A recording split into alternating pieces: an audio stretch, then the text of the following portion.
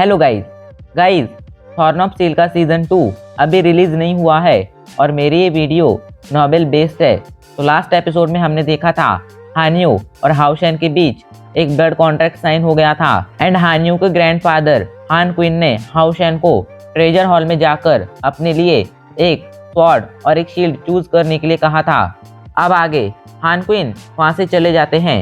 हाउशेन हान्यू से कहता है अभी जाकर तुम रेस्ट करो, हम दोनों कल सुबह ट्रेजर हॉल में जाएंगे। अगली सुबह वो दोनों एक बिल्डिंग के बाहर खड़े थे, तभी वहां पर एक मोटा आदमी आता है एंड हाउशेन से कहता है तुम हाउशेन हो ना? तो हाउशेन कहता है हाँ। वो मोटा आदमी कहता है हमें एल्डर ने बताया था कि तुम आज यहाँ पर आने वाले हो, तुम मुझे अपना पास दे दो ताकि तुम इसके अंदर एंटर कर सको। हाउशेन तुरंत उन्हें अपना पास दे देता है। एंड बिल्डिंग के अंदर चला जाता है। हान्यू हाउशेन के साथ बिल्डिंग के अंदर नहीं जा पाता है। हाउशेन बिल्डिंग के अंदर जाते ही दूसरी दुनिया में चला गया था। वहां पर उसे बस जंगल ही जंगल दिख रहा था। तभी उसे एक आवाज सुनाई देती है, तुम कौन हो और यहाँ पर क्यों आए हो? तो हाउशेन कहता है मेरा नाम हाउशेन है और मैं यहाँ पर ट्रेजर हॉल में जाने के लिए आया हूँ, लेकिन आप कौन हैं? तो आवाज कहती है मैं ट्रेजर हॉल का गेट कीपर हूँ। एंड वहां पर एक ओल्ड मैन आ जाता है। ओल्ड मैन पूछता है तुम आखिर ट्रेजर हॉल में क्यों जाना चाहते हो? तो हाउशेन कहता है मुझे ट्रेजर हॉल में जाकर अपने लिए एक स्वॉर्ड और एक शील्ड चूज करनी है। ओल्ड मैन हाउशेन को बताता है ट्रेजर हॉल में कई सारे मिस्टीरियस वेपन हैं, तुम उन्हें भी चूज कर सकते हो। तो हाउशेन कहता है ठीक है। जिसके बाद वो ओल्ड मैन एक पोर्टल खोल देता है एंड हाउशेन उस पोर्टल के अंदर एंटर करता है। अचानक से ही हाउशेन एक जगह पर पहुंच जाता है जहाँ पर हाउशेन को काफी ज्यादा ग्रेविटी प्रेशर फील हो रहा था। हाउशेन तुरंत अपने फर्नेस की पावर को एक्टिवेट कर देता है। गाइस, स्पिरिचुअल स्टोव और स्पिरिचुअल फर्नेस एक ही चीज है। स्पिरिचुअल फर्नेस हाउशेन की पावर बढ़ाने लगता है। हाउशेन की स्पिरिचुअल एनर्जी बढ़ रही थी, इस वजह से अब हाउशेन को ग्रेविटी प्रेशर से ज्यादा तकलीफ नहीं हो रही थी। तभी हाउशेन की नजर साइड वाले चैम्बर पर पड़ती है एंड वो अपनी जी जान लगाकर वहां पर भागता है एंड उसके अंदर एंटर कर जाता है। चैम्बर में एंटर करते ही हाउशेन पर लगने वाला ग्रेविटी प्रेशर अचानक से ही गायब हो जाता है। हाउशेन चैम्बर के अंदर आगे बढ़ रहा था, तभी उसे हवा में मूवमेंट फील होती है। वो पीछे मुड़कर देखता है और वहां पर कोई नहीं था। हाउशेन आगे बढ़ने लगता है, तभी पता नहीं कहां से कुछ उस पर थंडर लाइटनिंग क्लाउड से अटैक कर देता है। तो हाउशेन अपने डिवाइन ऑब्स्ट्रक्शन से उस अटैक का सामना करता है। तभी वो मिस्टीरियस वॉरियर हाउशेन पर लाइटनिंग शॉट से अटैक कर देता है। हाउशेन अटैक को डॉज कर देता है एंड हाउशेन अब अपनी स्पिरिचुअल एनर्जी से उस आदमी को ढूंढने लगता है। अचानक से हाउशेन के सामने एक मिस्टीरियस क्रिएचर आ जाता है जो देखने में तो एक इंसान जैसा ही था, बट उसका चेहरा वो थोड़ा अजीब था। लेकिन अचानक से वो हाउशेन में ट्रांसफॉर्म हो जाता है। वो पूरी तरह से हाउशेन की कॉपी लग रहा था। उस मिस्टीरियस क्रिएचर को देखकर हाउशेन को तो एक पल के लिए ऐसा भी लगता है कि उसकी सोल उसकी बॉडी से बाहर आ गई है एंड अपनी ही बॉडी को देख रही है। वो कुछ समझ पाता तभी वो मिस्टीरियस क्रिएचर हाउशेन पर होली स्वॉर्ड से अटैक कर देता है। तो हाउशेन डिवाइन ऑब्स्ट्रक्शन से उस अटैक का सामना करता है। तो मिस्टीरियस क्रिएचर लाइटनिंग स्ट्राइक से हाउशेन पर अटैक कर देता है। हाउशेन ये देखकर शॉक था कि उसका अपोनेंट उसकी अटैक का यूज कर रहा है। हाउशेन समझ जाता है शायद ये यहाँ का प्रोटेक्टर है एंड अगर मुझे कोई वेपन यहाँ से हासिल करना है तो उसके लिए पहले मुझे इसे हराना होगा। ये हमारे लिए एक टेस्ट की तरह है जिसमें शायद ट्रेजर हॉल ये देखना चाहता है कि क्या हम अपने फेक वर्जन को हरा सकते हैं या नहीं। हाउशेन ये सब सोच ही रहा था, तभी वो क्रिएचर हाउशेन पर सुप्रीम लाइट स्वॉर्ड से अटैक कर देता है। हाउशेन समझ जाता है ये अटैक बहुत ज्यादा पावरफुल है। हाउशेन अपनी डिवाइन शील्ड से उस अटैक को रोकने की कोशिश करता है। Supreme light sword divine shield से टकराती है एंड डिवाइन शील्ड को चकनाचूर कर देती है। हाउशेन दूर चला जाता है। हाउशेन को कुछ समझ नहीं आ रहा था वो इस फेक हाउशेन को क्यों हरा नहीं पा रहा है। तभी हाउशेन अपनी स्पिरिचुअल एनर्जी का यूज करता है एंड अब उसे समझ में आता है कि वो इसे इसलिए नहीं हरा पा रहा है बिकॉज ये फेक हाउशेन से फाइट करने के लिए हाउशेन की ही स्पिरिचुअल एनर्जी का यूज कर रहा है। इसलिए भले ही हाउशेन पावरफुल अटैक का यूज ना करे, बट ये हाउशेन की स्पिरिचुअल एनर्जी को यूज कर पावरफुल अटैक क्रिएट कर रहा है। इस वजह से हाउशेन की स्पिरिचुअल एनर्जी एग्जॉस्ट होती जा रही है एंड हाउशेन का डिफेंस भी कमजोर होता जा रहा है। फेक हाउशेन पर क्रॉस कट से अटैक कर देता है। हाउशेन मास्टर युवा की एक टेक्निक को याद करता है जिसका नाम था स्लो स्पीड टाइम जिससे टाइम स्लो हो जाता है एंड हाउशन क्रॉस कट को डॉज कर देता है। हाउशन समझ जाता है इस तरह बात नहीं बनने वाली है, इसलिए अब हाउशन अपनी सारी स्पिरिचुअल एनर्जी को एक साथ अपने स्वॉर्ड में डाल देता है, जिससे उसकी स्वॉर्ड पर पावरफुल स्पिरिचुअल एनर्जी का कवर आ जाता है। हाउशन ने इस अटैक में अपनी जी जान लगा दी थी, उसने अपनी सारी स्पिरिचुअल एनर्जी इस अटैक में यूज कर ली थी। इस अटैक का नाम होली स्वॉर्ड है, बट ये नॉर्मल होली स्वॉर्ड से ज्यादा पावरफुल है बिकॉज हाउशन ने इसमें अपनी सारी स्पिरिचुअल एनर्जी लगा दी है।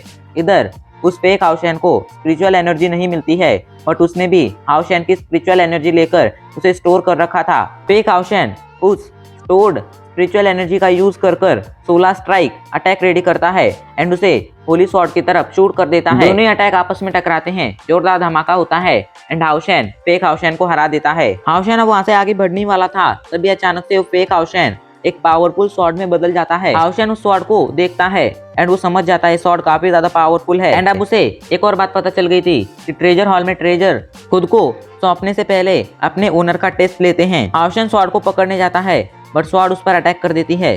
हाउशन समझ जाता है स्वॉर्ड को हासिल करने के लिए उसे यहाँ पर स्वॉर्ड को रिफाइन करना होगा। हाउशन वैसा ही करने लगता है, बट स्वॉर्ड को रिफाइन करने में उसकी काफी सारी स्पिरिचुअल एनर्जी खत्म होने लगती है। तभी हाउशन अपने स्पिरिचुअल फर्नेस को एक्टिवेट कर देता है एंड अब स्पिरिचुअल फर्नेस हाउशन को पावर देने लगता है। कुछ ही देर में हाउशन स्वॉर्ड को रिफाइन कर लेता है एंड अब हाउशन को मिल जाती है एक पावरफुल स्वॉर्ड। इधर एल्डर ये सब देख रहे थे एंड जब वो हाउशन की स्वॉर्ड को देखते हैं तो शौक के साथ कहते हैं, लेजेंडरी स्वॉर्ड, हाउशन को स्वॉर्ड नहीं मिलनी चाहिए थी क्योंकि स्वॉर्ड के पास खुद की इमोशंस, खुद की इंटेलिजेंस है एंड शायद ये स्वॉर्ड हाउशन को नुकसान भी पहुंचा सकती है। इसी टेंशन के साथ वो हेड एल्डर के पास जाते हैं एंड उन्हें सारी बात बताते हैं। हेड एल्डर भी ये जानकर शॉक हो जाते हैं कि लेजेंडरी स्वॉर्ड ने हाउशन को अपने ऑनर के तौर पर चुना है बिकॉज पास्ट में किसी ने भी लेजेंडरी स्वॉर्ड को हासिल नहीं किया था। लेजेंडरी स्वॉर्ड को हासिल करने की कई लोगों ने कोशिश की बट सभी नाकाम रहे थे। इधर हान क्वीन कहते हैं कि ये लेजेंडरी स्वॉर्ड हाउशन को कोई नुकसान पहुंचाएगी, तो हेड कहते हैं आप चिंता मत कीजिए, ऐसा कुछ नहीं होगा बिकॉज एक बार रिफाइन होने के बाद ये स्वॉर्ड अपने ओनर से कनेक्ट हो जाती है। एक तरह से ये स्वॉर्ड हाउशन से जुड़ चुकी है एंड जहाँ तक मुझे लगता है अब ये हाउशन को कोई नुकसान नहीं पहुंचाएगी।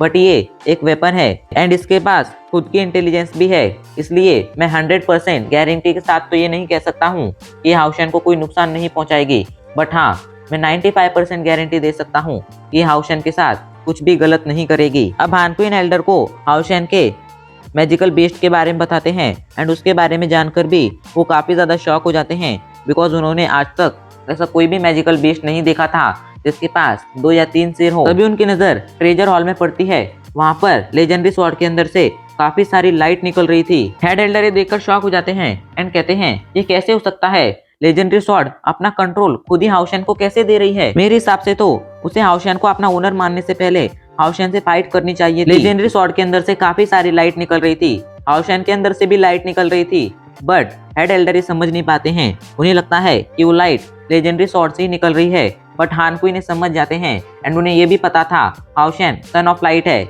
लेकिन वो ये बात हेड एल्डर को नहीं बता सकता था। ये बात उसे सीक्रेट रखनी थी बिकॉज अगर ये बात ज्यादा लोगों को पता चलती तो इससे हाउशन के लिए ही खतरा बढ़ता। हानक्वीन कहते हैं हेड एल्डर मैं भी ये देखकर शॉक हूँ। इधर लेजेंडरी स्वॉर्ड हाउशन को अपना कंट्रोल दे देती है। अब हाउशन स्वॉर्ड का कंट्रोल पाने के बाद अपने लिए शील्ड ढूंढने के लिए आगे बढ़ने लगता है।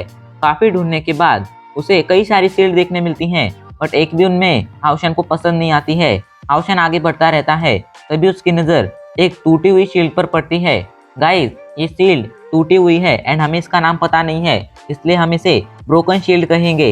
हाउशन उस शील्ड को देखता है एंड पता नहीं क्यों हाउशन का मन कहता है कि उसे ये शील्ड ले लेनी चाहिए। हाउशन को उसके साथ एक बॉन्ड फील हो रहा था एंड हाउशन खुद ब खुद उसके पास खींचा चला जा रहा था। हाउशन अब ब्रोकन शील्ड को ले लेता है एंड फिर अपने लिए वेपन चूज करने के बाद हाउशन पोर्टल का यूज कर ट्रेजर हॉल से बाहर आ जाता है एंड अब वो ओल्ड मैन हाउशन से उसके ट्रेजर के बारे में पूछता है, उसके वेपन के बारे में पूछता है, तो हाउशन उसे अपनी शील्ड दिखा देता है। बट हाउशन कोई शील्ड देखकर उस ओल्ड मैन को शील्ड में कुछ खास नहीं लगता है। जिसके बाद वो हाउशन से उसके दूसरे वेपन के बारे में पूछता है, तो हाउशन उसे अपनी स्वॉर्ड दिखाने के लिए अपने स्वॉर्ड को ढूंढने लगता है, बट काफी कोशिशों के बाद भी हाउशन को अपनी स्वॉर्ड नहीं मिलती है एंड उसे डर लगता है कि कहीं वो ट्रेजर हॉल में ही अपनी स्वॉर्ड भूल तो नहीं आया है। तभी वो ओल्ड मैन कहता है अगर तुम्हें तुम्हारी स्वॉर्ड नहीं मिल रही है एंड जिस तरह तुमने मुझे इसके बारे में बताया है वो काफी हाई लेवल की स्वॉर्ड है, इसलिए मुझे लगता है वो एक पावरफुल वेपन होने के साथ साथ एक स्पिरिचुअल वेपन है, इसलिए वो तुम्हारे स्पिरिचुअल वर्ल्ड के अंदर चली गई है। हाउशन ये सुनकर राहत की सांस लेता है, जिसके बाद वो ओल्ड मैन से कुछ और बातें करता है एंड वापस से अपने वर्ल्ड में आ जाता है। गाइज, मैं यहाँ पर एक बात क्लियर कर दूं, अलग अलग वर्ल्ड में टाइम अलग अलग तरह से चलता है, इसलिए हाउशन को ट्रेजर हॉल से बाहर आने में 3 दिन लग गए थे। जैसे ही हाउशन बाहर आता है, वहाँ पर उसे हैन्यू देखने मिलता है। वो हैन्यू को देखकर शॉक हो जाता है, बिकॉज उसे पता चल गया था कि उसे यहाँ तक पहुंचने में 3 दिन लगे हैं। तो हैन्यू से कहता है, अगर मैं यहाँ पर नहीं आया था तो तुम्हें इतना इंतजार करने की जरूरत नहीं थी, तुम्हें चले जाना चाहिए था। क्यों तुमने फालतू में इतना कष्ट उठाया? तो हैन्यू कहता है, आप मेरे मास्टर हैं एंड मुझे आपके ऑर्डर को हमेशा फॉलो करना है। जाने से पहले आपने मुझसे नहीं कहा था कि आपके जाने के बाद मैं यहाँ से चला जाऊँ, इसलिए मैं यहाँ से नहीं गया। अगर आप 1-2 साल बाद भी लौट कर आते तो भी मैं आपको यहीं पर बैठा हुआ देखने मिलता। हाउशन के फेस पर स्माइल आ जाती है। वो समझ गया था हैन्यू उसके बहुत काम आने वाला है एंड हैन्यू दिल का साफ है। बस हैन्यू को गुस्सा जल्दी आ जाता है, बाकी हैन्यू दिल का साफ है। हाउशन एंड हैन्यू अब वहाँ से अपने होटल में लौट आते हैं। गाइज, अब हैन्यू हाउशन के साथ ही रहने वाला था, हर वक्त हर पल। वो दोनों डिनर करते हैं एंड सोने चले जाते हैं। सोने से पहले वो दोनों कुछ बातें भी करते हैं एंड फिर सो जाते हैं।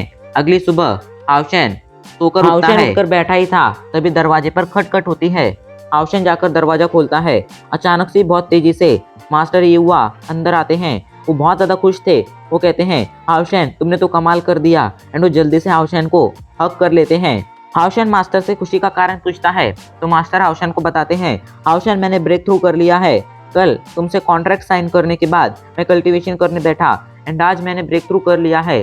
गाइज, मैं आपको यहाँ पर एक बात बता दूं, पहले मास्टर हेयुआ एंड हाउशन दोनों ही कॉन्ट्रैक्ट साइन करने के लिए मना किया था, बट बाद में मास्टर येहुआ के बारे में सोचकर हाउशन कॉन्ट्रैक्ट साइन करने के लिए मान गया था एंड उसने मास्टर येहुआ को भी मना लिया था, जिसके बाद ट्रेजर हॉल में जाने से पहले उन दोनों के बीच एक कॉन्ट्रैक्ट साइन हुआ था। मास्टर येहुआ काफी ज्यादा खुश थे। वो हाउशन को एक गिफ्ट देते हैं। ये था होली सेट। इसमें एक पावरफुल आर्मर था, एक शील्ड थी और एक स्वॉर्ड थी। हाउशन भी इस सेट को देखकर काफी ज्यादा खुश हो जाता है एंड सेट को ले लेता है। अब मास्टर कहते हैं, हाउशन तुम्हें अब अलायंस के ग्रेट स्टेडियम में जाना चाहिए, आज की फाइट स्टार्ट होने वाली होगी। हाउशन भी तुरंत हाँ में सिर हिला देता है एंड वहां से स्टेडियम के लिए रवाना हो जाता है। आज यहाँ पर सेमीफाइनल का नॉकआउट राउंड होने वाला था। इस राउंड में अगर कोई वॉरियर हार जाता तो उसे दोबारा से दूसरा मौका नहीं दिया जाने वाला था। कुछ ही देर बाद हाउशन स्टेडियम के बाहर पहुंच जाता है। वहां पर उसे लिंजी मिलती है। वो लिंजी से मिलता है एंड उससे काफी सारी बातें करता है।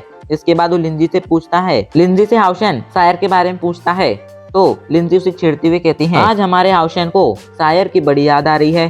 तो हाउशन कहता है, मुझे छेड़ना बंद करो एंड बताओ ना वो कहाँ पर है।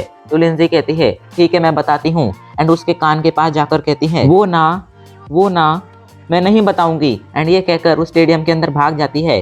हाउशन भी उसके पीछे जाता है। वो दोनों स्टेडियम के अंदर आ गए थे। हाउशन वहाँ मौजूद लोगों को देखने लगता है। हाउशन की नजर वेंजाओ, लिंजिन सभी पर पड़ती है। तभी लिंजिन हाउशन के पास आ जाता है एंड उससे पूछता है, कल की तुम्हारी फाइट कैसी रही, क्या तुमने वैंग युन को हराया? तो हाउशन कहता है, हाँ मैंने वैंग युन को हरा दिया, लेकिन उसे हराना काफी मुश्किल था। इधर लिंजिन को देखकर लिंजी काफी ज्यादा गुस्सा हो जाती है, बिकॉज लिंजिन हमेशा उसे चिढ़ाता रहता था एंड कभी उससे सीधे मुंह बात नहीं करता था। जहाँ तक मुझे लगता है फ्यूचर में इन दोनों का भी कुछ हो सकता है।